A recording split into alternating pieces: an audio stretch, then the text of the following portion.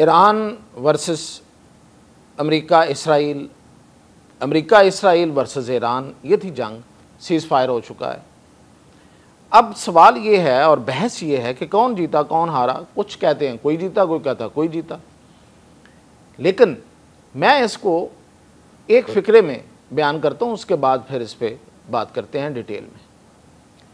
Iran जीत गया इसलिए कि वो हारा नहीं, उसने हार नहीं मानी। अमेरिका और इजराइल हार गए क्योंकि वो जीत नहीं सके। तो बड़ी सादा सा ये फार्मूला है। मियाँ ताहिर हाज़िर खिदमत, मैं सबसे पहले हम ईरान के बारे में जायज़ा लेते हैं कि इस जंग में ईरान ने क्या खोया, और फिर उसके बाद आएंगे कि इजराइल ने क्या खोया और फिर किसने क्या पाया। तो सबसे पहले तो ईरान ने क्या खोया। ईरान के अंदर इजराइल के साथ जो जंग शुरू हुई उसमें बड़ी तबाही आई। ईरान की पूरी क़यादत जो है वो कत्ल हो गई, उसका सफाया हो गया मासवाए खामनाई के। पूरी फौजी क़यादत, पूरी उनकी जो साइंसदान है, उनको कत्ल कर दिया गया। और वो जाहिर है कि अंदर से जो एक नेटवर्क था, जो गद्दारी का नेटवर्क था, जो मुसाद ने बनाया था और रॉ ने मिलकर बनाया था, उसने अपना ये काम करके दिखाया। लेकिन क्या ईरान को जो बाहर से उस पर हमले हुए उससे क्या फ़र्क पड़ा, तो वो देखें तो हम देखते हैं कि एक बात और इसमें उसको जुटलाया नहीं जा सकता। वो ये है कि ईरान की फ़ज़ाओं पर इजराइल का कब्ज़ा रहा, कि बर्तरी रही। उसके जहाज़, उसने जब दिल चाहा जहाज़ भेजे, जब दिल चाहा अपने उन्होंने अपनी बम्बार्डमेंट की, जिस निशाने पे चाहा उस निशाने पे बम्बार्डमेंट की। उनको जवाब देने के लिए कोई चीज़ मौजूद नहीं थी। क्यों कि ईरान के पास फ़ज़ाइया है ही नहीं। तो इजराइल ने अपनी मर्ज़ी के नताइज हासिल किए। लेकिन फिर जो असल मकासद थे वो थे दो। एक ये कि एटमी प्रोग्राम, एटमी प्लांट को तबाह करना, और दूसरा रजीम का चेंज करना, यानी कि जो उस वक़्त हुक्मरान है, तबका है, उसकी जगह किसी और को लेके आना। अब इन दोनों मकासद के हसूल के लिए उसने अमेरिका से हाथ मिलाया और अमेरिका दौड़ा चला आया उसकी मदद को। अमेरिका ने इतने बड़े बड़े अपने बॉम्बर जहाज़ भेजे, और वो कहाँ अमेरिका से चले, इतना बड़ा ख़र्चा आए। बहुत से जहाज़ जो हैं वो उड़ाए गए फ़ज़ाओं में, कंफ्यूज करने के लिए, लोगों को ये बताने के लिए कि ये पता नहीं कौन सा जहाज़ है। हालांकि किसी से कोई ख़तरा नहीं था उनको, फ़ज़ा में तो उनका कोई मुकाबला ही नहीं था। और फिर वो बम्बर आए और उन्होंने अमेरिका की तारीख़ की बकौल अमेरिकियों के सबसे हैवी बम्बार्डमेंट की, और वो जो उनके रिएक्टर्स हैं उनके ऊपर उन्होंने अपने बम गिराए, जो कि वो कहते हैं कि हमने कभी कहीं और नहीं गिराए सिवाय तोरा बोरा के। तो उन बम्बों ने क्या किया, उसके नतीजे में क्या हासिल हुआ, क्या वहाँ पे एटमी रिएक्टर तबाह हो गए, क्या उनका जो एटमी प्रोग्राम है वो ख़त्म हो गया, ऐसा कोई दलील हमें, ऐसा कोई सबूत हमें नहीं मिला सिवाय एक अमेरिकी दावों के। और उसके जवाब में ईरान ने ये कहते हैं कि हमारा जो वो प्रोग्राम है वो इंटैक्ट है, हल्का फुल्का उसको नुकसान पहुँचा है। अब चलते हैं कि ये तो हमने ईरान का तो जायज़ा लिया। अब देखते हैं कि क्या इजराइल के साथ क्या हुआ। इजराइल जो अनटचेबल था, उसको कोई छू नहीं सकता था। मगरब का, अमेरिका का लाडला बच्चा, कोई कहते हैं नाजायज़, कोई कहते हैं जायज़, खैर उसकी तरफ कोई आंख नहीं उठा सकता था। उसके बारे में बयान जारी करने से पहले तमाम मुल्कों की वजारत खारजा को 100 बार सोचना पड़ता था कि क्या लफ्ज़ इस्तेमाल करें, कहीं कोई नाराज़ ना हो जाए। उनके ख़िलाफ़ बात करना एंटी सेमिटिज़म, यानी कि यहूदियत के ख़िलाफ़ बात करना है, वो जुर्म है। दुनिया के बहुत से मुल्कों में सज़ाएँ होती हैं, कैद हो जाती है, नापसंदीदा वो बंदा करार पाता है, मीडिया से आउट हो जाता है। जो कोई गज़ा का या इजराइल का वो कपड़ा लपेट ले, उसके ख़िलाफ़ नफ़रत का एक तूफ़ान आता था।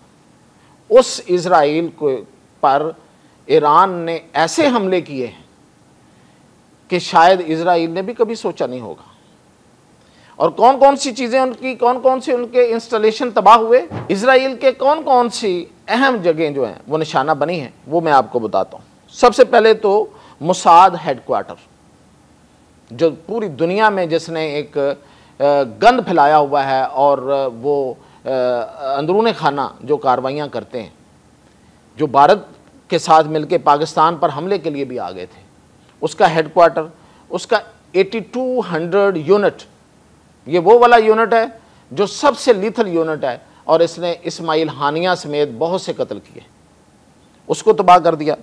इसके अलावा इजराइल की जो फौज है उसका हेडक्वार्टर, जनरल हेडक्वार्टर, वो निशाना बना और इजराइल की वजारत दफा निशाना बनी। इजराइल के अंदर जो फ्रांस का राफेल का सबसे बड़ा कॉरपोरेशन है, उसकी जो उसका दफ्तर जो है, उसका पूरा एक हेडक्वार्टर है। राफेल जो असला बनाती है, जो तैयारे बनाती है, वो निशाना बना। उसकी जो सबसे बड़ी बायोकेमिकल फैक्ट्री थी इजराइल की, जो हथियार बनाती थी बायोकेमिकल, वो निशाना बने जिससे वो फ़लस्तीनियों को मारते हैं। और उसके नेवाटाइम और रामात डेविड एयरपोर्ट्स को निशाना बनाया गया, उसका रामान एयरपोर्ट निशाना बना। इसके अलावा उसकी पालमाचिन एयरबेस जो है वो निशाना बनी और हैफा में जो उसकी रिफाइनरी थी वो निशाना बनी। और इजराइल का आधा हिस्सा बिजली से महरूम हो गया, उसका पूरा ग्रिड उड़ा दिया गया। और इसके अलावा उसके जो पूरे इजराइल के अंदर बड़ी बड़ी इमारतें और मॉल्स जो हैं उस पर मिसाइल गिरते रहे और इजराइली पनाह मांगते रहे, वो दौड़ते रहे, वो भागते रहे, वो वहाँ से फरार हुए। कोई एयरपोर्ट काम नहीं कर रहा था, वो समुद्र के रास्ते छोटी छोटी कश्तियों में बैठ के फरार हो रहे थे यूरोप की तरफ।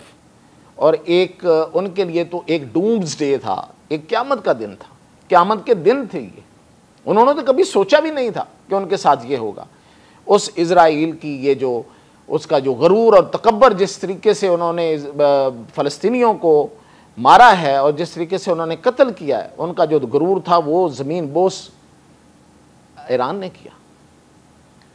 अब इसका इम्पैक्ट देखते हैं। इम्पैक्ट क्या है? इम्पैक्ट ये है कि इजराइल में अब बड़ी बड़ी कंपनियां नहीं आएंगी। माइक्रोसॉफ्ट का ऑफिस भी निशाना बना। इतना सा इजराइल है और कहीं पे उसकी कोई और पनाहगाह नहीं है, कोई उसके पास कोई बड़ा पहाड़ी सिलसिला नहीं है जहां पे वो छुप के कुछ और चीज़ें बना सकते हैं। और उस इतने से इसराइल पे कभी भी कोई भी ड्रोन अटैक हो सकता है, कोई मिसाइल लग सकता है, ईरान चाहे कोई और चाहे। तो ये साबित हो गया। अब वहाँ पे बड़े बड़े जो कंपनियां थी जो बड़ी सुकून के साथ वहाँ पे आगे बैठ के कारोबार करती थी और पूरे मिडल ईस्ट को अपनी को चलाती थी, अब वो तो नहीं आएंगी। अब वो क्यों आएंगी? वो इनसिक्योर अपने आप को हमेशा के लिए फील करेंगी। तो ये इसका दूसरा इम्पैक्ट आया। अब आते हैं ईरान पे क्या इम्पैक्ट आएगा। ईरान पे खामनाई बच गए, पूरी रजीम बच गई, लेकिन अब उन्हें ये सोचना होगा कि उन्हें आगे कैसे चलना है। उन्हें आगे अपनी एयरफोर्स बनानी है, अपने जो एडमी प्रोग्राम है उसको लेके चलना है, या पाबंदियां हटवा के तरक्की करनी है और तरक्की याफ्ता ममालिक की सफ में शामिल होना है।